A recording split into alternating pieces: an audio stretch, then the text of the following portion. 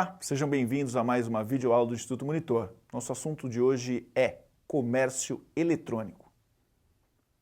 Tópicos a serem abordados nesta aula: e-commerce, Electronic Data Interchange, o EDI, Efficient Consumer Response, ou ECR. Ao término dessa lição, você deverá ser capaz de enumerar as principais características do EDI e ECR, reconhecer o tipo de relacionamento, ferramentas, canais de comunicação utilizados em uma transação de comércio eletrônico, organizar uma estratégia de implementação de uso do ECR em uma determinada empresa. E-commerce. Tenho certeza absoluta que você já deve ter ouvido essa palavrinha, de certa maneira até sabe o que significa. Só que a importância do e-commerce talvez seja algo que as pessoas ainda não tenham notado. A evolução do comércio eletrônico, ou seja, troca de produtos e serviços oriundos de uma relação que é feita através da máquina, ou seja, através do computador, através de aplicativos, através do seu próprio smartphone, fez com que a dinâmica de mercado tivesse se alterado de maneira muito significativa. E a evolução disso tem acontecido de maneira muito rápida. Se vocês se recordam, uma coisa de 15 anos, talvez 20 anos atrás, não mais do que isso, ou até menos do que isso, a relação de vendas de produtos através da internet se limitava basicamente no Brasil à venda de livros e CDs. Isso se dava por quê? Quando a gente falava de comércio eletrônico, basicamente as pessoas tinham muito medo de fazer qualquer transação por esse meio, porque entendiam que pegar o produto na mão, sentir a textura do produto, o peso do produto, testar esse produto com antecedência, lhe dava maior segurança. Fora isso, claro, a questão dos crimes virtuais, o medo de se colocar o seu cartão de crédito para saber exatamente se a outra pessoa não poderia utilizar de maneira criminosa, enfim. Isso tem evoluído muito e o mercado brasileiro, como o mercado mundial, tem crescido significativamente no comércio eletrônico e dando múltiplas possibilidades às empresas de trabalhar com essa questão de múltiplos canais para oferecer produtos e serviços para o mercado. É muito importante entender que esse processo de evolução se deve significativamente aos processos logísticos, que em grande medida, quando a gente fala de uma compra via internet, a gente está falando de todo um backstage, toda uma produção que está por trás desse processo para fazer com que ele chegue, esse produto comprado via internet, chegue à casa do consumidor da maneira mais efetiva possível, dentro dos padrões pelos quais ele espera que esse produto chegue até a casa dele. Para trabalhar esses processos, muita coisa tem se alterado ao longo do tempo e principalmente a velocidade com a qual os produtos são entregues nas residências das pessoas. Pensando numa infraestrutura brasileira que é extremamente deficitária no que se refere a transporte de materiais, quer dizer, a gente não tem uma malha ferroviária que poderia ajudar a escoamento de produtos, tudo que a gente trabalha aqui efetivamente normalmente é feito pelas rodovias e isso custa muito caro, os problemas, os entraves todos que nós encontramos nesse sentido são gigantescos e as empresas de maneira geral estão tendo que se adequar a essa nova realidade para que possa oferecer o melhor nível de serviço para esse consumidor. E pensando nesse melhor nível de serviço, ela precisa ter uma organização que vai desde do fornecedor da matéria-prima, chegando até o consumidor, que possa ser o mais rápido e efetivo possível. Por isso que o controle precisa ser muito preciso e que os softwares possam ajudar as empresas a fazer com que elas se organizem melhor para poder prestar o melhor nível de serviço aos consumidores. A título de curiosidade, como eu falei para vocês que lá no início a gente vendia única e tão somente produtos como livros e CDs, porque era algo que assim, se eu comprasse um CD aqui, ali ou acolá, era o mesmo CD, o livro a mesma coisa, então tinha maior segurança para poder fazer isso. Hoje, os objetos que mais são vendidos através do comércio eletrônico são roupas e acessórios. Ou seja, olha como mudou esse processo. Pensando numa roupa que diferentemente cabe uma camisa ou uma calça, é diferente numa pessoa e outra, a vestimenta acontece de maneira diferente e por isso que toda e qualquer empresa que queira entrar nesse segmento vai saber que existe uma complexidade muito grande por trás desse processo. E essa complexidade passa por diversos fatores. O primeiro deles é a legislação, para que vocês possam ter uma ideia, existe a lei do arrependimento. Então, se você quer montar uma empresa, quer trabalhar com e-commerce, por exemplo, Você precisa entender que essa pessoa pode receber o produto na sua casa, no tempo correto, na quantidade correta, ao preço que foi efetivamente acordado entre as partes. Não tem absolutamente nada de errado com o produto, mas ela tem 7 dias para se arrepender da compra e devolver esse produto para a empresa. Ou seja, a gente precisa trabalhar com essa possibilidade. Mais do que isso, o consumidor pode ele mesmo pegar o cartão de crédito dele e fazer uma compra via internet. E no dia seguinte ele ir lá e dizer assim, ó, essa compra não foi feita por mim, eu não reconheço essa compra. E você que é o vendedor que está lá do outro lado, que acabou de vender um par de tênis para ele, e ele chegou esse par de tênis, foi entregue na casa dele, mas ele não reconheceu essa compra.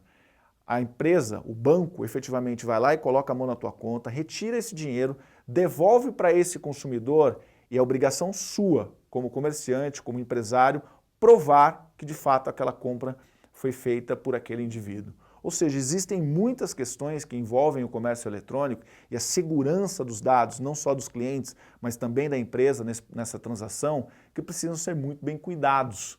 Não é tão simples quanto parece montar uma loja virtual e efetivamente colocar produtos a serem ofertados para um determinado mercado.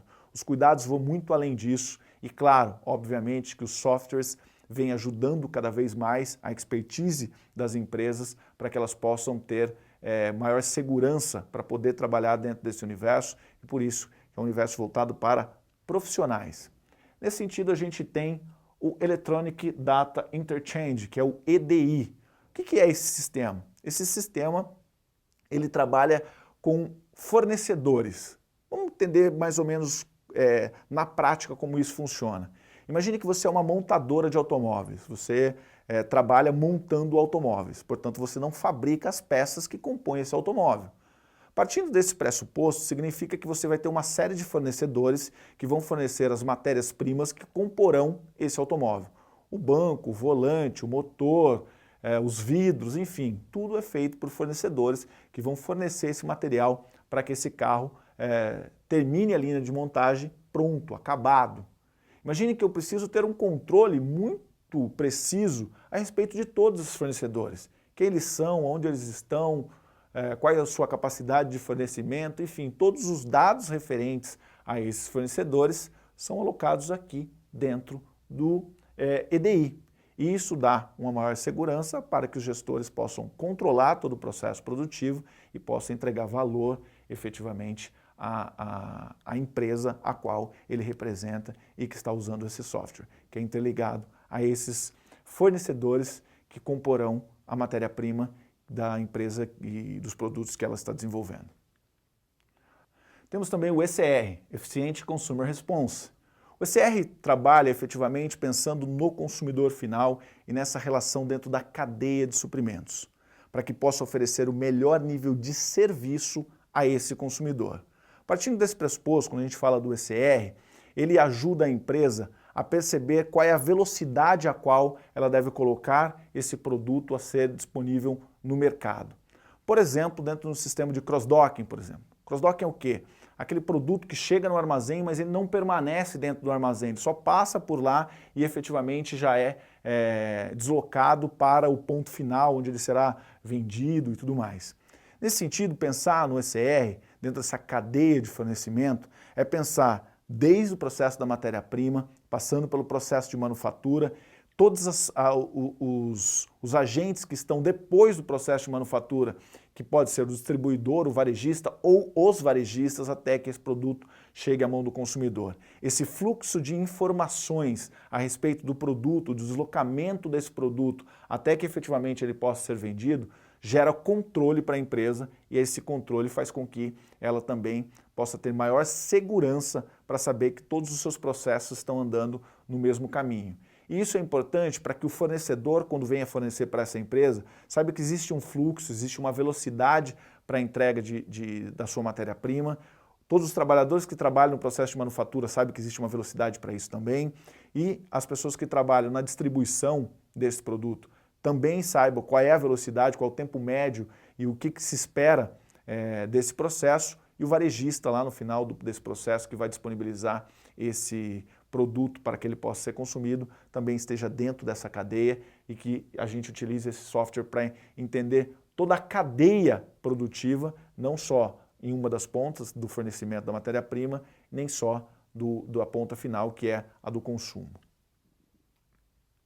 Para que vocês possam conhecer um pouquinho mais sobre os cuidados relacionados ao comércio eletrônico, porque eu acho que é extremamente importante não só conhecer que existem softwares que fazem parte do universo que ajuda os gestores a tomar as decisões de maneira mais precisa, mas é preciso pensar um pouquinho nos cuidados gerais que existem dentro do comércio eletrônico e sobre os crimes virtuais, e que no Brasil isso é extremamente alto, o índice de prejuízo que as empresas levam com relação a isso são altíssimos. Entender e ter um pouco de expertise nessa área tem tudo a ver com processos logísticos e faz parte daquilo que um gestor que vai trabalhar nesse universo tenha de conhecimento. Então eu trouxe aqui um videozinho importante para que vocês entendam um pouco sobre isso e quais são os cuidados essenciais que deve se ter quando se fala em comércio eletrônico, e depois dados sobre o mercado de e-commerce em 2017. Pra vocês verem um pouquinho dessa mudança lá do passado, que a gente fala de 15, 20 anos atrás, que só vendia livros e CDs,